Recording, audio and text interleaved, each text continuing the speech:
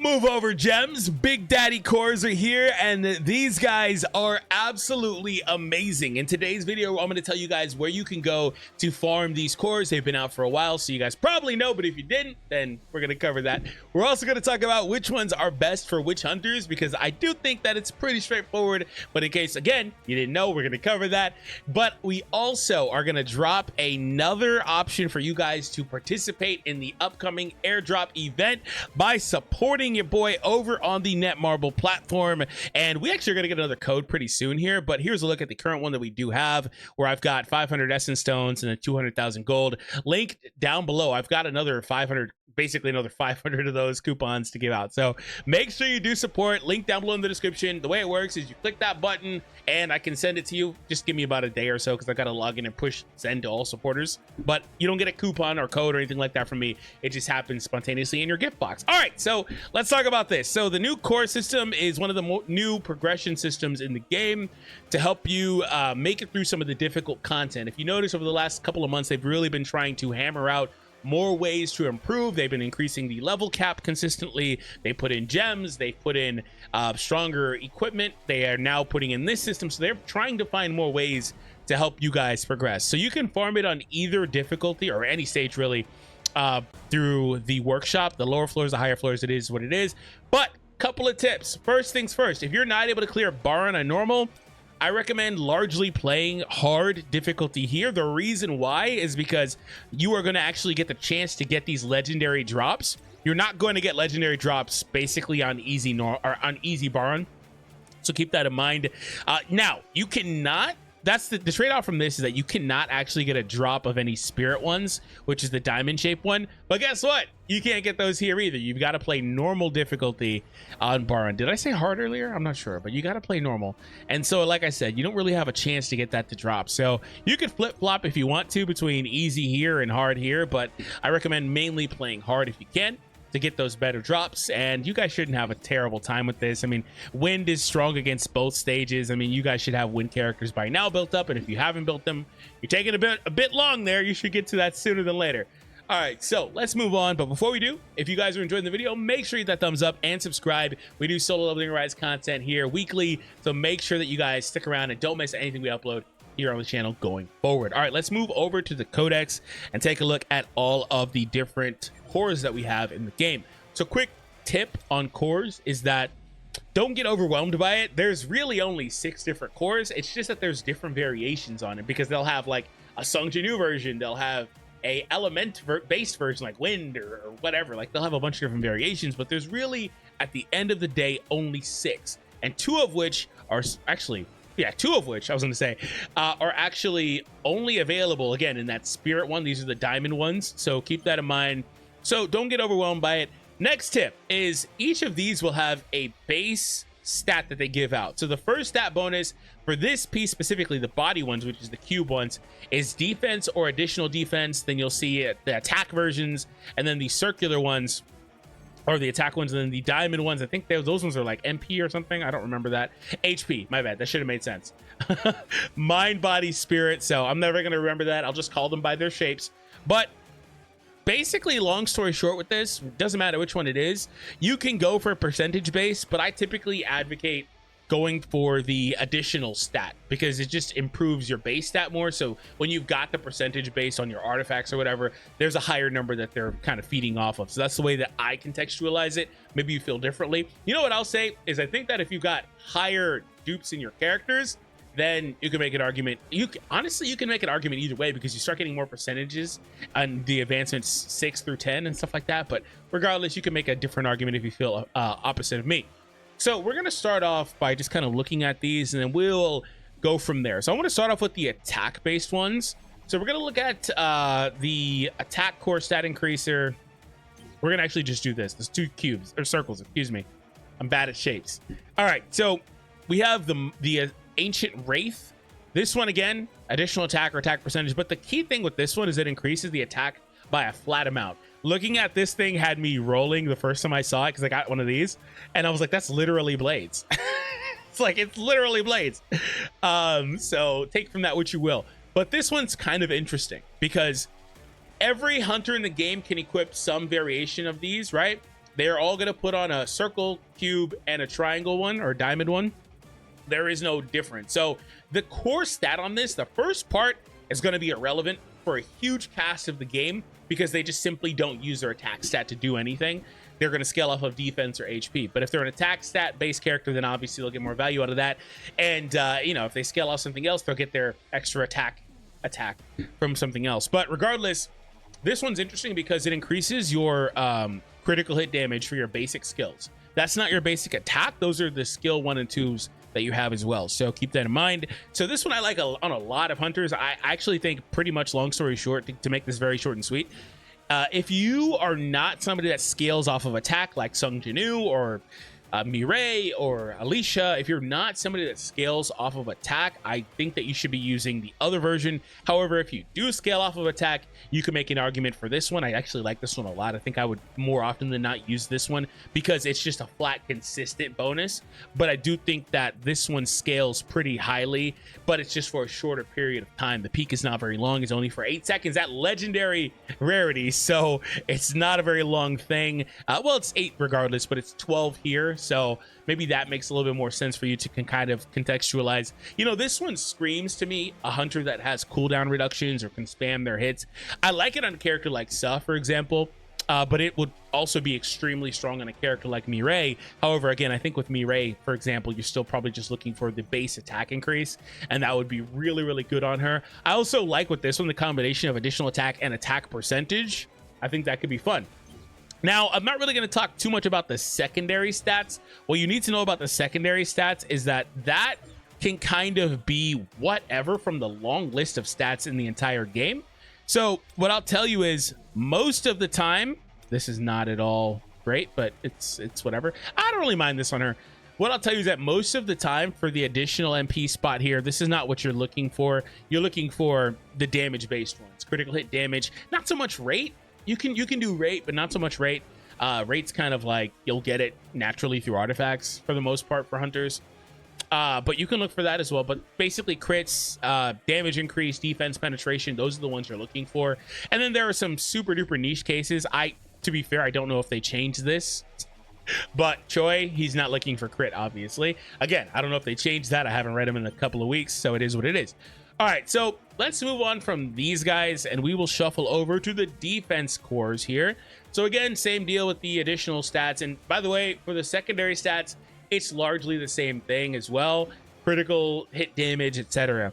So here is the Ancient Wraith version. So when the user is hit, their damage reduction increases by 10% for 10 seconds. And let's look at the other one before I make my next statement.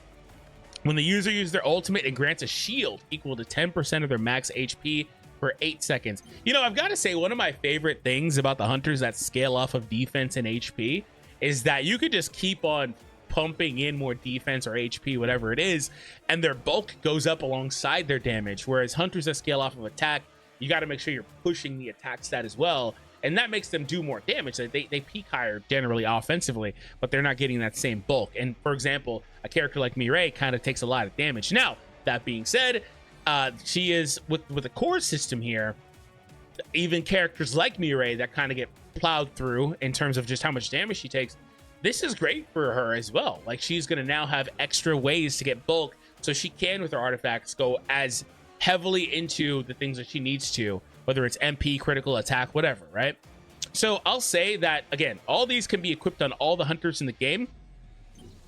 But, you know what we'll do? You know, this is what we'll do, because there's a lot of hunters in the game. There's a lot of optionality.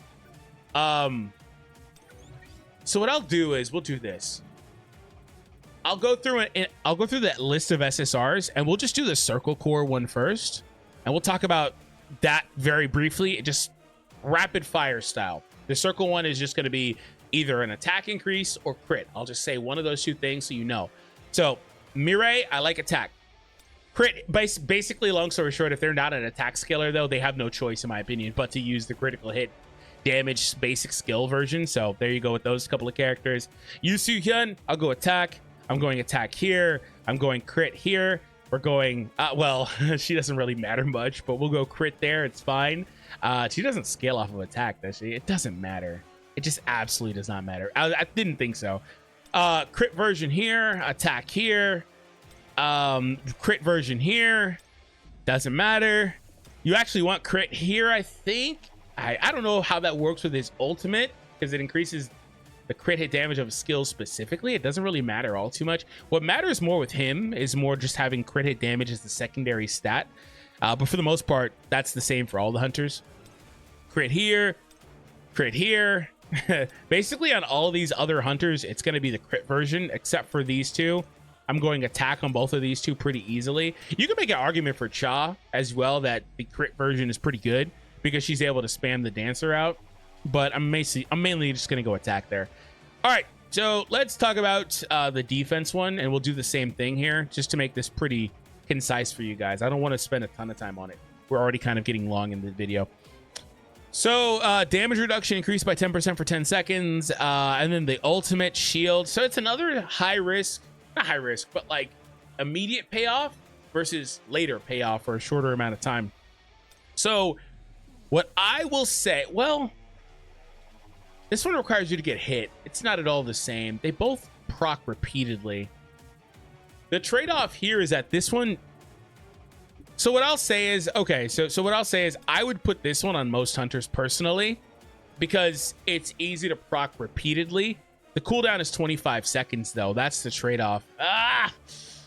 After 25 seconds, you've almost already got another ultimate. Because I like the shield better. Yeah, you know what? I think I would stick this on most hunters. I think I would slap this on pretty much every hunter in the game. I like the shield. I like the shield a lot. There are some hunters that synergize well with shield, so you're especially putting this on them. I wonder how this interacts with what, Guardian? Is that Guardian that works with the shields? I wonder how this interacts with that. But I do like this. I think I would just gravitate towards the other one personally. This is definitely a dealer's choice thing.